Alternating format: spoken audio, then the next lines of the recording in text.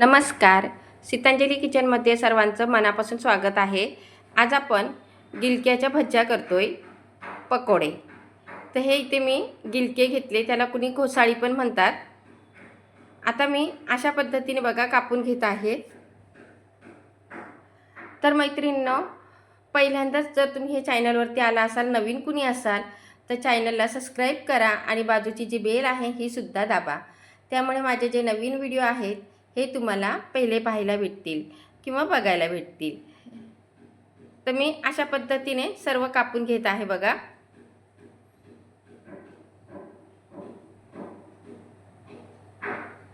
आपण हे अशा पद्धतीने कापून घेतले. पहिले मी धुवून घेतले होते, त्यामुळे आता आपल्याला धुवायची गरज नाही आहे. असे पातळ काप करायचे आहेत. इकडे मी बेसन घेतले. बेसन एकदम असं चांगल्यातलं आहे आणि फ्रेश आहे, त्यामध्ये गाठी वगैरे नाहीत. आपल्याला भज्यासाठी पाहिजे तसे 1 वाटीच्या प्रमाणात मी घेत आहे. आता यामध्ये मी 2 चमचे तांदळाचं पीठ टाकणार आहे.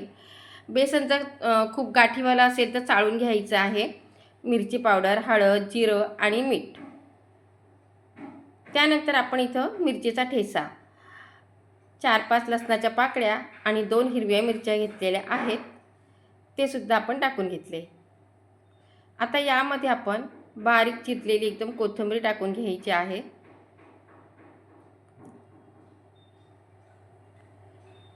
आता हे सर्व साहित्य आपण मिक्स करून थोडं थोडं पाणी टाकून एक असं घोल बनवून घ्यायचं आहे. खूप पातळ नाही करायचं आणि खूप घट्ट पण नाही.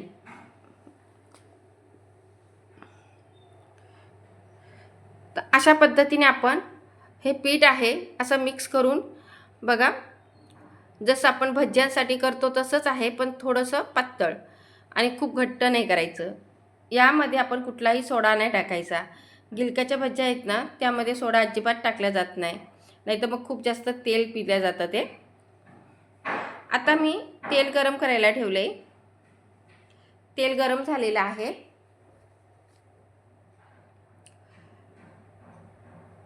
तर एक आहे बघा, हे जे कापलेलं ते खूप जाड होतं म्हणून मी ठेवून दिले.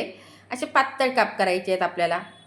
आणि आता हे पिठामध्ये टाकून दोन्ही बाजूला चांगलं पीठ लावून घ्यायचं आहे.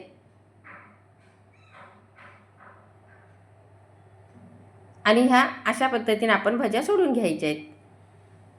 तर खूप असा म्हणजे पावसाळा चालू झालेला आहे आणि अशा टायमाला गरमागरम अशा भज्या असल्या ना तर खूपच छान वाटतं खायला आणि मज्जा येते खायची. तर नक्की बनवा असा रिमझिम पावसामध्ये या गरम गरम भज्या. आता आपण त्याला सोडून घेतले आहेत. उलटून पालटून मस्त थोडा कुरकुरीत तळायच्या.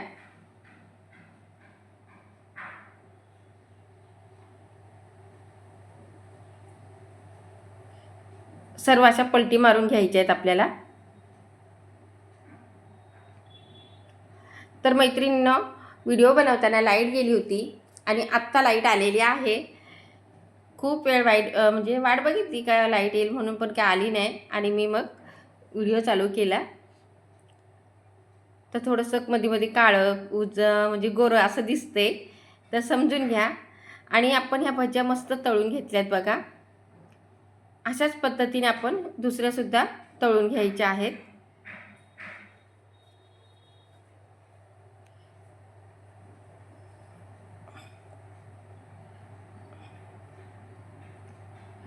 थोड्याशा कुरकुरीत करायच्या म्हणजे खायला खूप छान लागतात.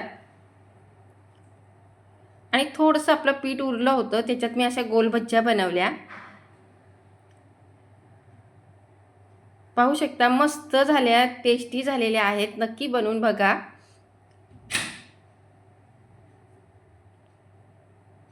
खूपच मस्त झाल्या आहेत.